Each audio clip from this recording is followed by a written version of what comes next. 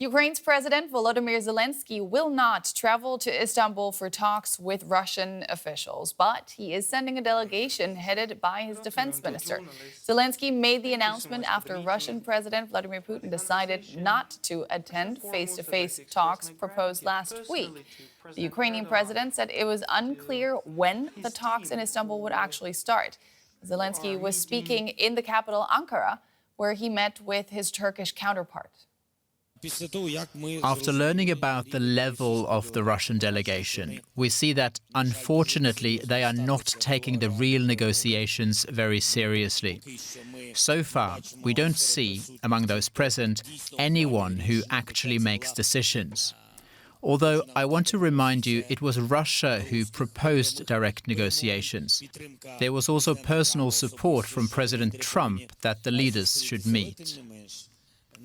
Nevertheless, despite the rather low level of the Russian delegation's representation, out of respect for President Trump, out of respect for the high-level Turkish delegation and President Erdogan, and still wishing to attempt at least the first steps towards de-escalation, the first steps towards ending the war, namely a ceasefire, I have decided to send our delegation to Istanbul.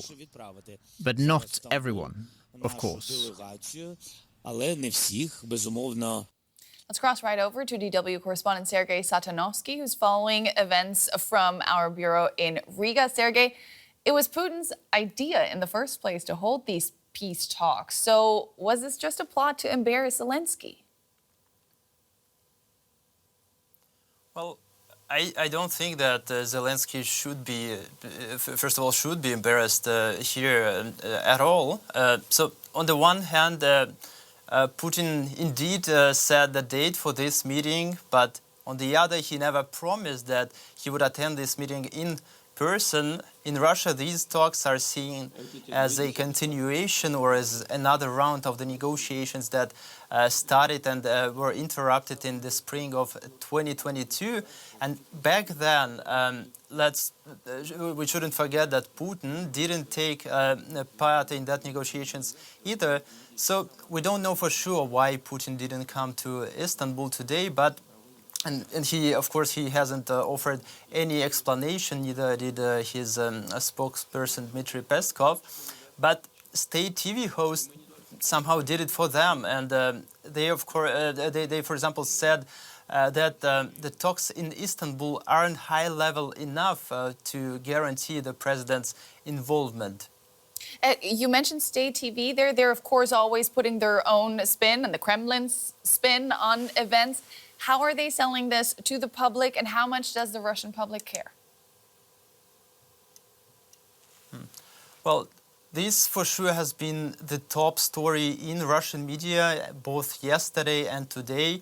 Every newscast, every talk show starts with the situation in Istanbul. But what stands out to me, at least, is that hosts and invited pundits, experts, are actively downplaying the importance of these talks.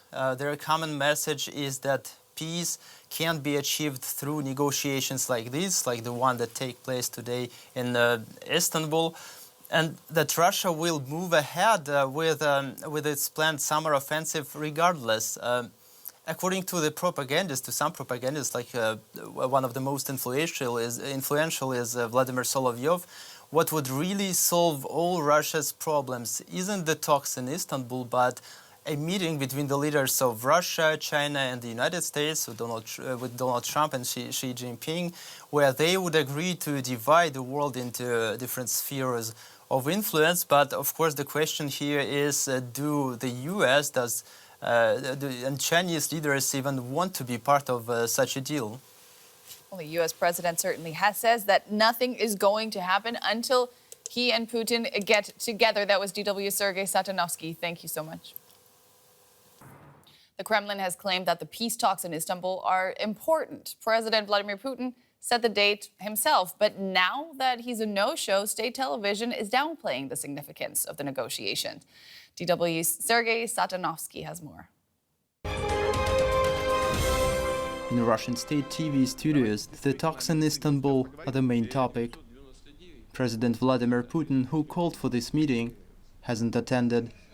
The Kremlin gave no explanation for his absence, but on state television, Russians were told why Putin stayed in Moscow. Zelenskyy would like to meet with Putin, only to discuss a prisoner exchange.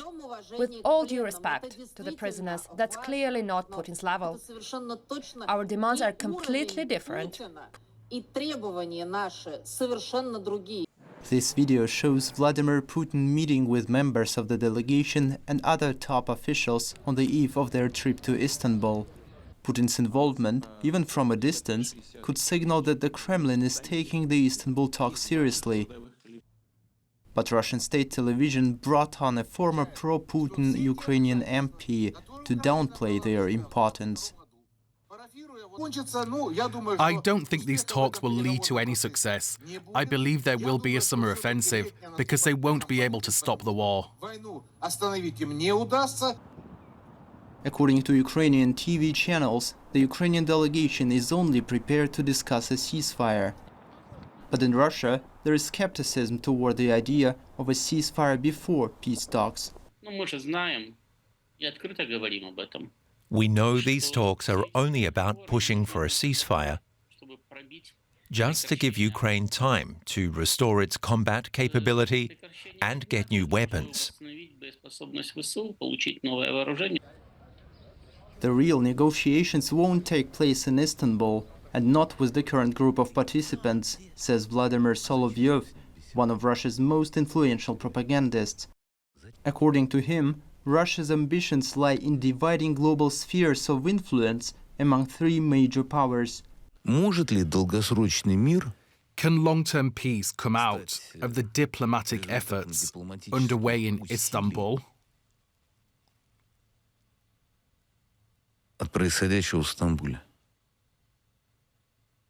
No. No. Because ultimately, this is all about a conversation between three leaders. Only when the leaders of Russia, China and the US come together and align their positions will it be possible to establish a lasting systemic understanding of the balance of power.